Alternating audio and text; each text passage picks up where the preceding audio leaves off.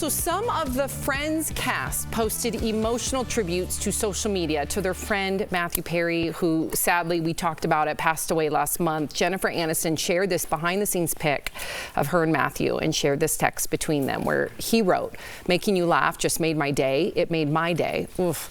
And also posted their goodbye scene from the last episode. She wrote about her grief and said they all loved Matthew deeply as he was part of their DNA and quote-unquote chosen family. His on-screen roommate, Matt LeBlanc, said it was an honor to share the stage with Matthew. David Schwimmer posted his favorite picture of them from the show and talked about Matthew's generous heart and impeccable comic timing. And Lisa Kudrow thanked Matt for the 10 best years a person gets to have. Courtney Cox revealed that Monica and Chandler were only supposed to have a one-night fling in London, but it was the audience's over-the-top reaction from an earlier take that made the writers develop it into a love story. Wow. Oh my gosh. We've been waiting for these tributes. What did you think? You know, when we were running the story, Sammy, we look at Friends as just not just a television show, but a television show, but looking at it with us and how close we are. The idea of losing one of you guys and people being like, "Oh yeah, you lost Erica, so what are you doing next season?" It's like, no, there's no like, no. I mean, I'm glad you used hers. No, people, Erica, you're not going. Let's be honest about who's the oldest up here. But it seems inconceivable.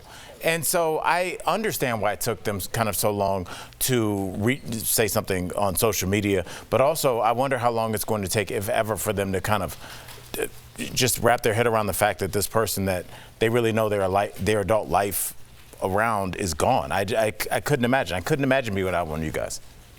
When I think of when all these tributes come out and how much people love Matthew Perry, and it's like when I see though, even myself looking as a viewer, I'm like, Chandler passed away. I don't see Matthew Perry passed away, right? And then after you pass away, it's all kind words and kind of the struggles and the things that he did, and maybe you didn't treat somebody right that day. Those are all gone. You want to remember the person who was the great person that you loved, right? And I wish we could do that as Americans, kind of take a pill, and instead of tearing people down and putting them down and judging them for what they did 20 years ago, we look at them like they're not going to be in our lives maybe anymore. You should do that with your family, your close friends, people that you see every day that you take for granted at the grocery store. I don't know if Doug's going to be there every day. Like, just treat people with a little more respect like you would if they weren't around anymore. Beautifully said. We usually, to Jeff's point, give your flowers, so to speak, to people after they have passed, rather than when they're here, right in front of you. We take for granted the relationships that we have in our daily life until after they have passed on. Since losing Eric, my brother-in-law, a couple years ago, I look at a chair that he used to sit in my house today, and I wish I could have just been there more for him, or been around him more, or experienced more adventures with him, or went snowboarding with him. And those days are far and few between. So I love your point, Jeff, and I hope that we can all perhaps just be kinder and more empathetic to the people alive. I will say this really quickly. Last night, I wrote a handwritten letter to a friend of mine. Just telling them, and it was just like something where I've lost friends, and I don't want to ever be like, oh, I should have said something. Yep. It's like I was like, no, you're thinking about it now. So do you believe in this or not?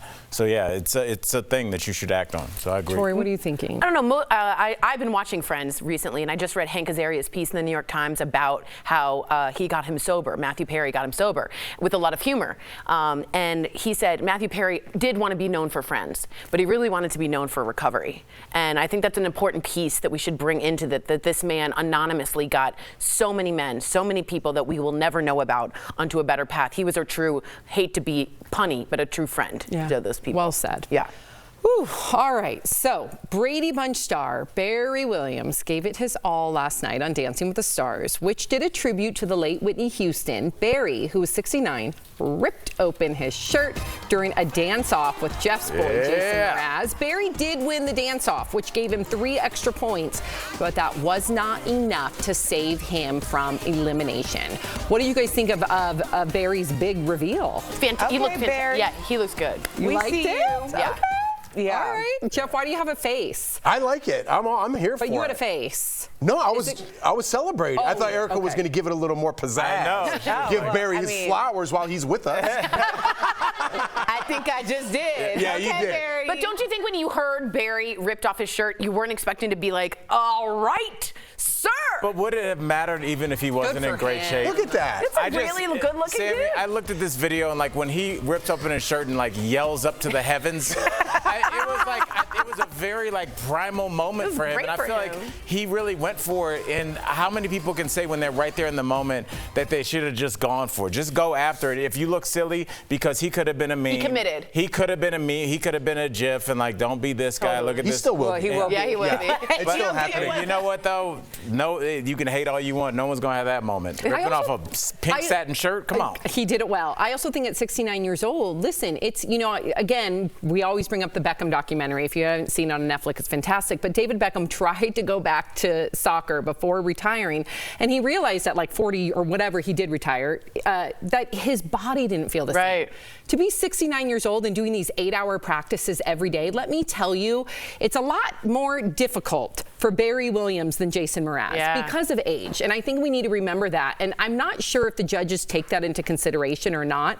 But yeah, 43-year-old Sam's not going to dance the same or work out the same or have the longevity as 23-year-old Sam. It's inspirational, isn't it? It is. It kind of reminds me of Gary from the Go. I'm like, way to show off for the older crowd that you still got it and you still have a passion. And that's what dancing is, isn't it? Yeah, I loved it. Passion. It is passion. Yeah. Speaking of passion, I know Passione. you're very A lot down there. passionate about our next subject. Oh, good. How fun. Gwyneth Paltrow. Yay.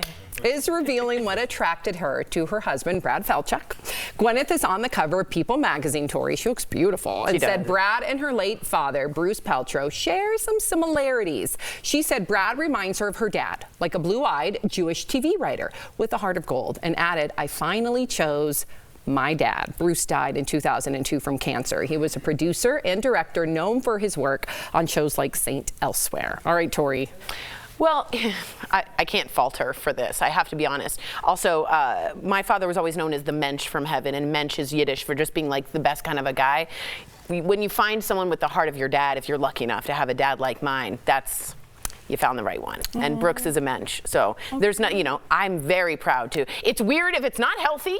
It's weird if your dad isn't someone and you don't want to be repeating generational trauma. I totally get that. But if your dad is a role model or your mom is someone you look up to, what a beautiful thing. Well, oh, please. Beautiful. I didn't anticipate when I married Anthony, Italian-Icelandic man from Canada, that I had married my father, but I didn't. Really? Yeah. What?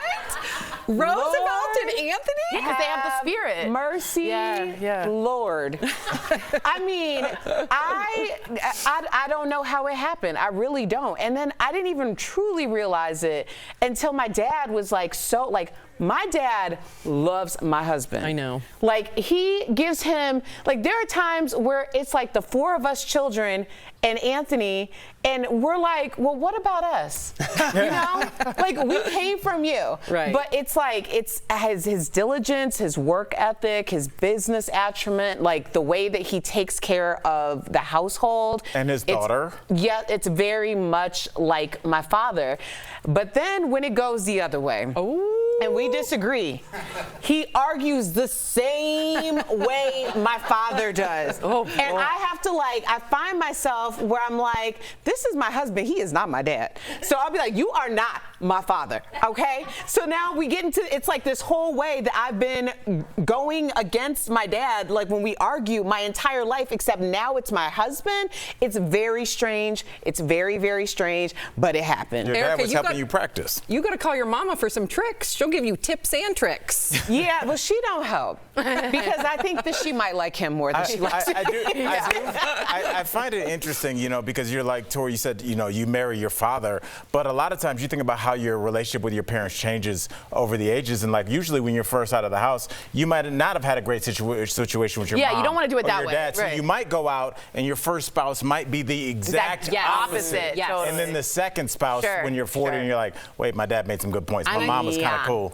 So it's interesting. I think that's exactly what Gwyneth's point was, which is great. Okay, so Donna Kelce's taking all this attention on her son Travis and Taylor Swift in stride. She reposted this meme showing a young Travis and his brother Jason with the caption, one of these guys is a finalist for Sexiest Man Alive and the other is dating Taylor Swift. There's still hope for you. Meantime, on their podcast, Travis and Jason talked about Taylor changing the line in her song the other night to Karma is the guy on the Chiefs coming home straight to me. Take a look.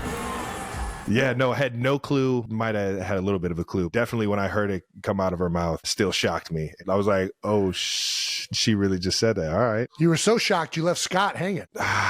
Scott's over here looking for a high five. Mr. Swift, I apologize, big guy. I never miss a high five, too. Big high five guy. It's the most electric thing you can do at an event. He even had your Chiefs lanyard on. Got him over here to the good side, baby. What are we doing, Scott? One by one, getting all the good ones to come on over, man. And if that wasn't enough, Kelce, Overkill, Travis, and Jason dropped a Christmas song today. Here it is.